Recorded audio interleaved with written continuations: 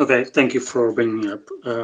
Just for full disclosure, I'm not a shareholder. I'm just here to defend the community, bring some facts and numbers. I think I always been pushing you to keep around our community.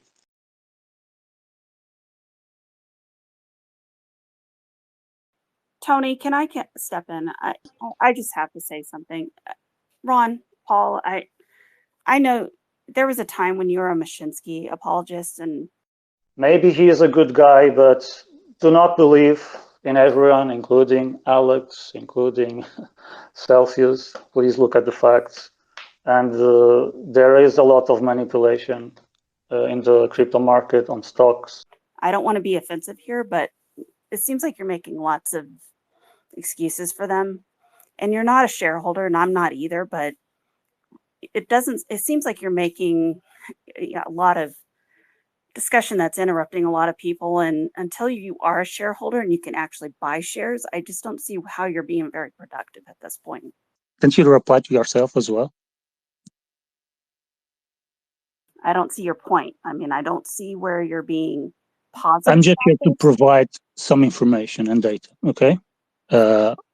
Basically, I just went over Celsius, Ionic Digital data about their profitability. And what pisses me off sometimes is, like, I think I was on Duck Space, and they were saying that the company was not profitable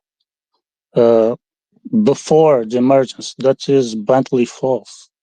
And that's the reason I want to keep some of the data around shareholders.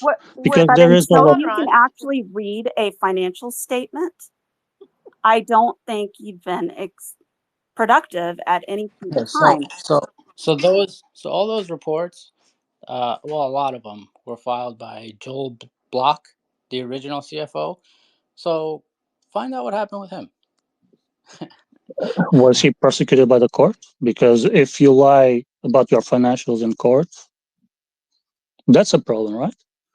And I have to use the data that is public. I'm not going to pretend that I know more information. I'm going to use the information that is public. That's the information that is public. The issue here is that at the time, the company had employees, okay? They weren't paying the management fee. And that changed a little bit, and it changed with the half. And that's the issue that we are trying to figure out. What is the current profitability, if they are losing money, if they aren't. I'm just here to give perspective on data, especially public data. What data are you referring to, Ron? All the monthly operational reports that are filed in court. But that's old data, right? That's got nothing to do with 2024. That has something to do with 2024 because, for example, you can figure out how much Bitcoin they had on January, at the end of the January, which is like 548 or something like that. And now with the public, with the shareholder, that's a different entity. No. That's what was vested into the Ionic company. And let me just finish this because it matches the numbers that we receive. Because what was stated by the company, which was that they mine 80,090 something Bitcoins.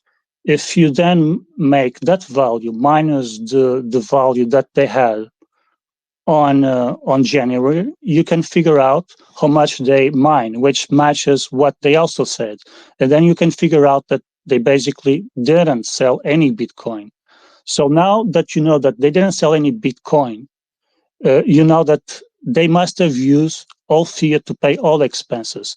And now that you know that, you only need to figure out how much cash the company has to figure if they are being well managed or not. Okay, if you know, because of that data, you can figure now if they are being well operated or not, if they report their fiat position. Now, it's very interesting because they didn't report that fiat position. And that was the key piece to know if they are being well managed or not.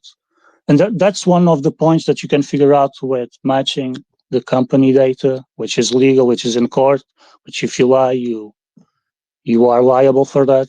And then you can also figure what the data that it's public. So that's the issue that I don't see, unfortunately, anyone doing.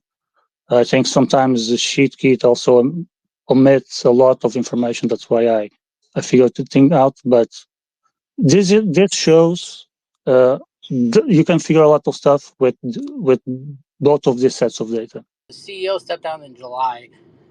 We're in the middle of August right now. We only got we got a tweet from the CEO saying, "Hey, by the way, guys, I stepped down a month ago," and no one was aware. I mean, I heard about it. I thought he was getting fired. I'm still pretty sure he got fired, but whatever. It is what it is. No one knew. Tony, just why do you think that Matt left? Like we have a few pieces of the puzzle, right? We know Asher and Matt know each other, right? We know that we managed to drive the price of the management fee, which you can probably imply that some of the expected financials or growth of the financials were not being going according to the plan or to the expectations, right? You know that Ash was probably kicked out of the board.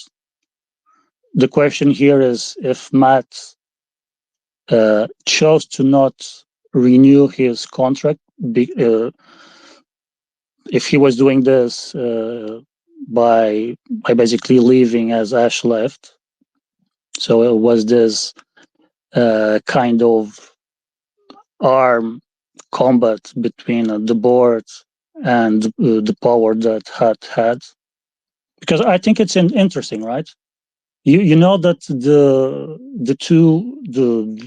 Asher left the board. You know that Matt left CEO. You know that damaged considerably the power that the board has, especially towards shareholders. That's why we are exactly here. And you know that the management fee was lower.